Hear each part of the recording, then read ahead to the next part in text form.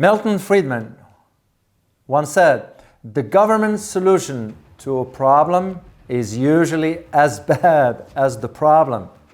Keep this in mind as I discuss today the G7 decision to cap Russian oil prices and how that may impact you at the gas pump.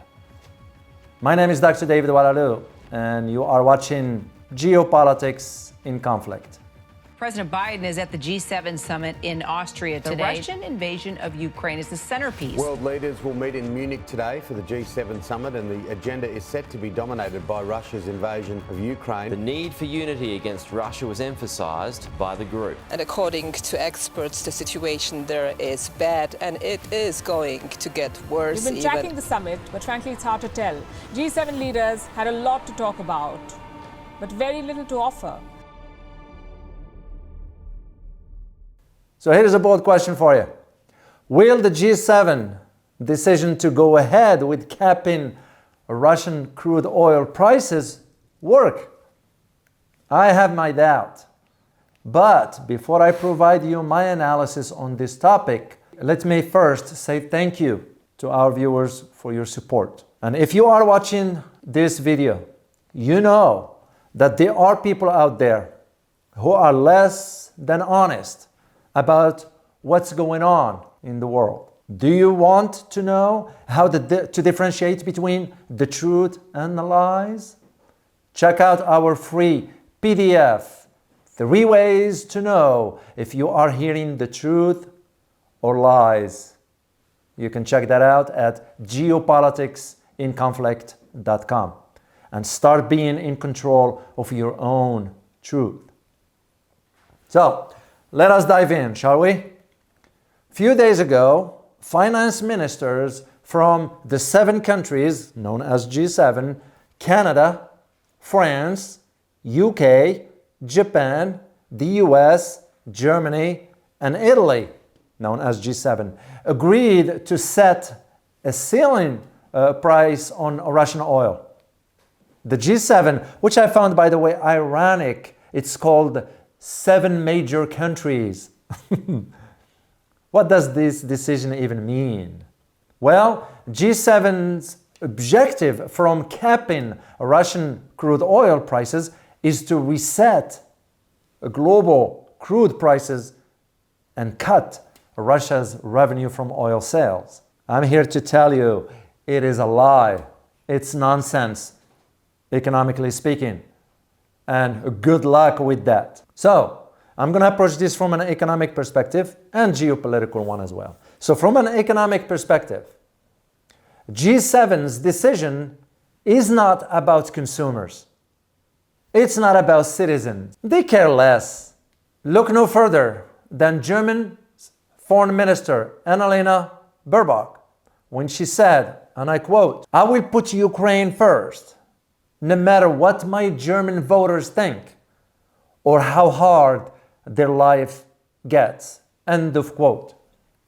The truth is that the G7, or the West's objective for that matter, is to primarily inflict a financial defeat on Russia. Why that is the case, you may ask?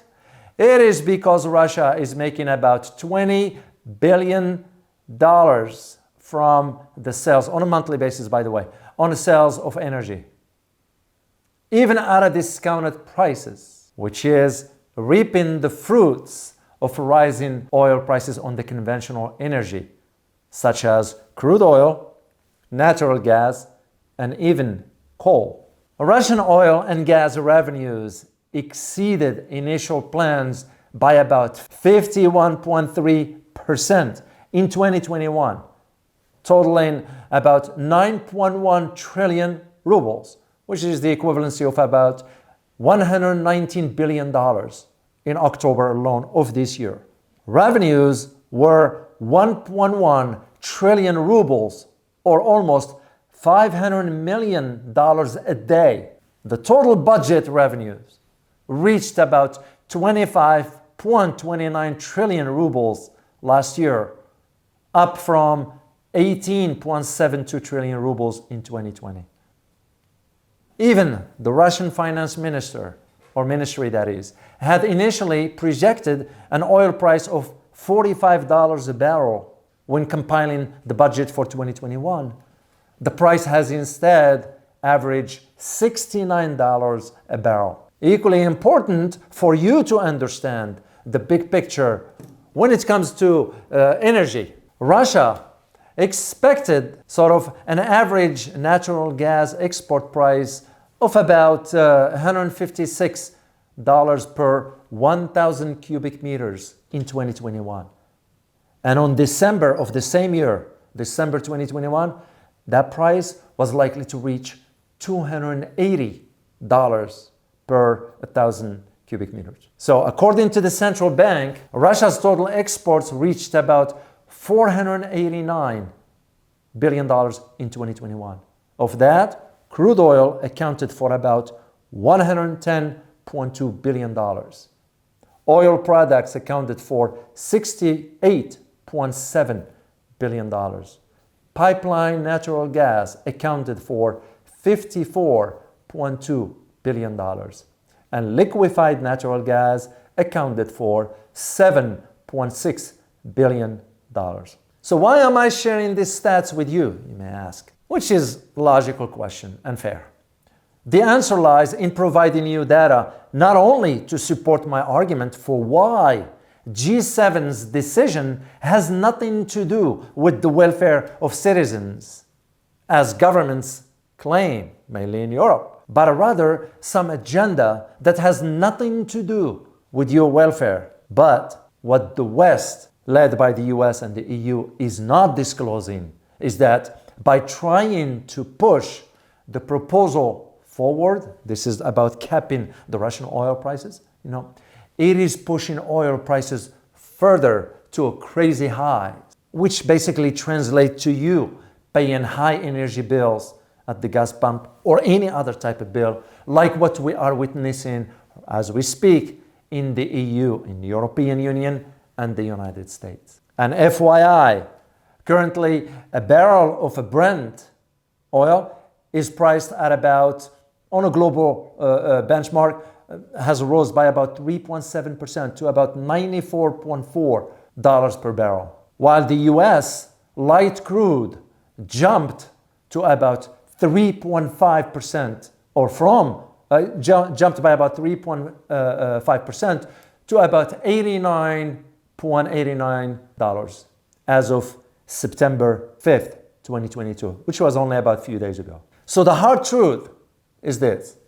OPEC and its allies, OPEC Plus, announced plans to slash about 100,000 barrels per day from the supply from October disclosure, which means taking supplies back to August level, which, by the way, 100,000 barrels out of the market is nothing when you cut down, it's a drop in a bucket.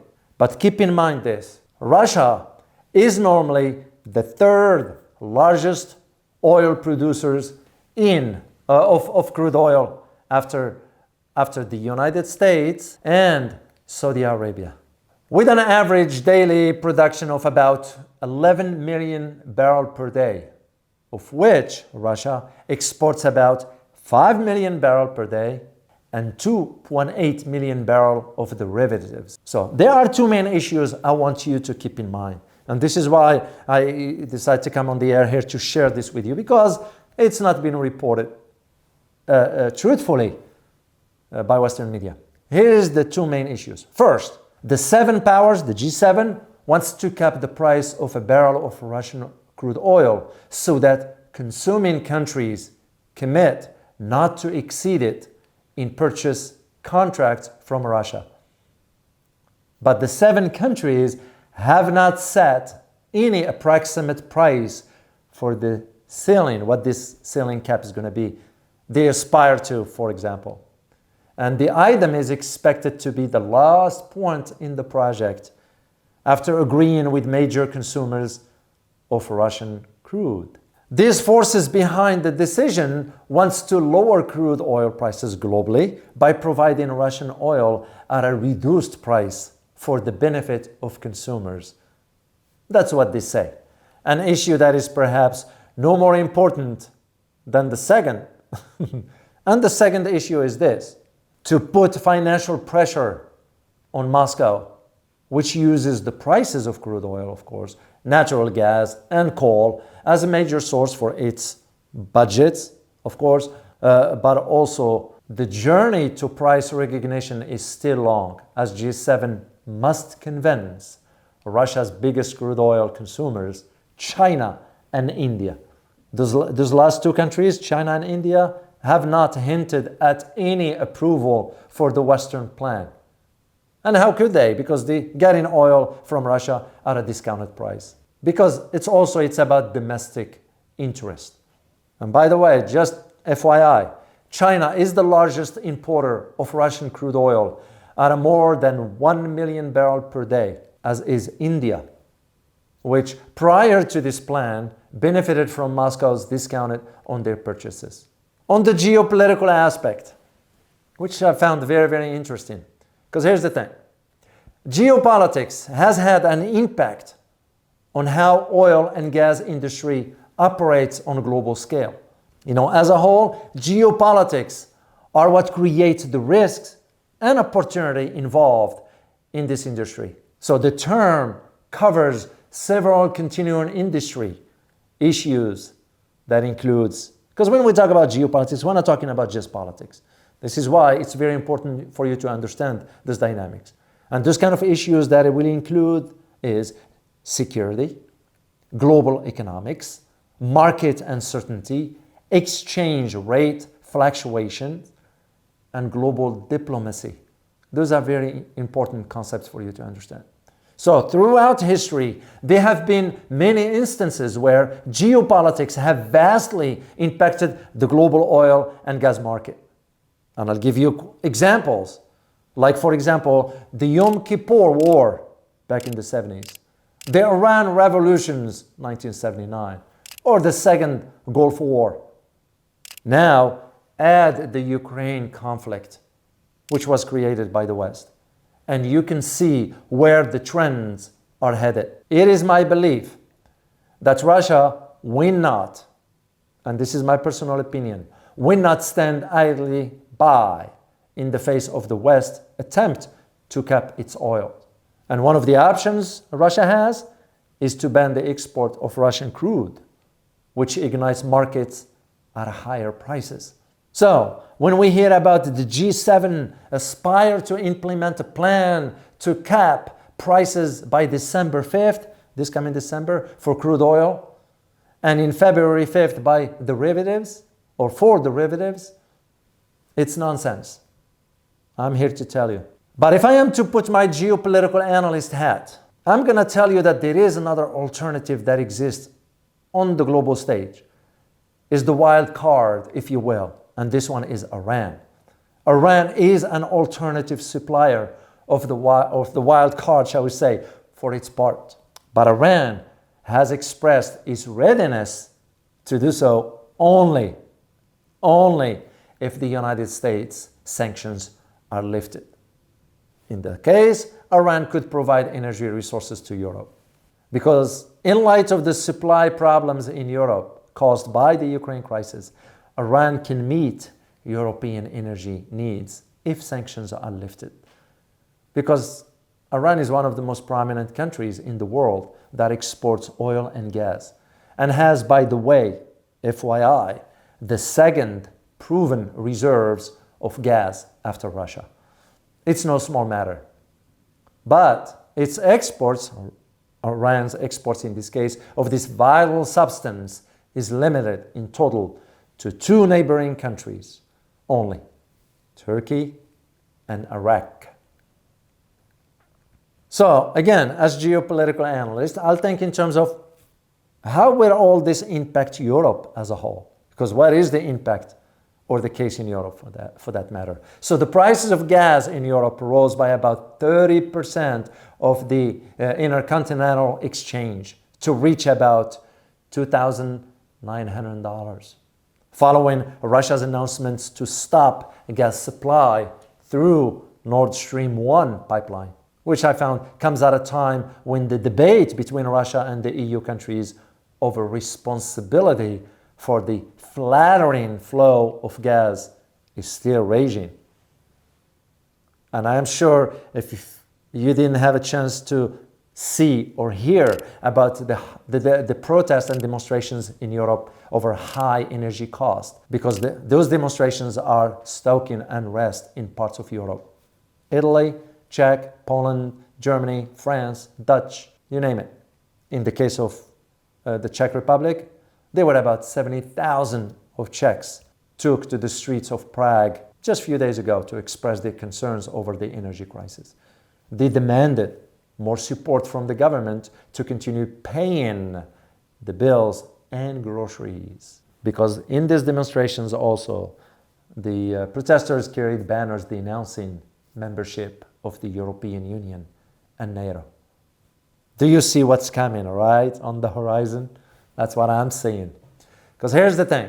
Inflation in the Czech Republic is currently the highest since 1993, and mainly due to housing costs and energy prices. The central bank there even predicts a peak of 20% in the coming months.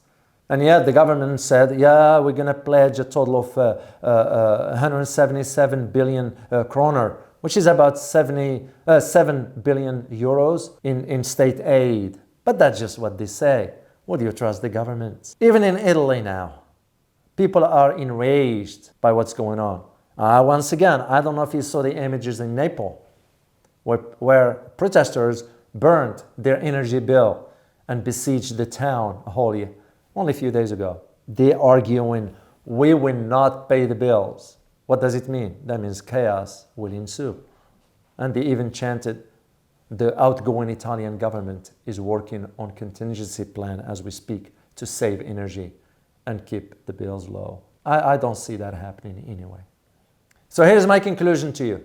As a geopolitical analyst, I have serious doubts over the effectiveness of a potential price cap on the Russian seaborne crude purchases to disrupt oil revenue from one of the world's biggest producers. Details on the proposed price cap following the June meeting, which was of G7, in Germany, it remains sparse. It didn't materialize. But the essential outline is for a coalition of global buyers to agree a maximum price to purchase Russian seaborne crude. And once again, I don't see that happening. So it will be business as usual. Russia will still rake in billions of dollars due to the sanctions, shall we say. So here's my question for you for today. Do you believe China and India will continue to purchase Russian oil at a discounted price, of course, or will they bow to pressures from the US and the EU? I repeat, do you believe China and India will continue to purchase Russia's oil at a discounted price, or will they bow to pressure from the US and the EU? Just leave me a comment in the comment sections and I will respond to it. As always, prepare yourself for a changing world order. Till next time. Bye-bye.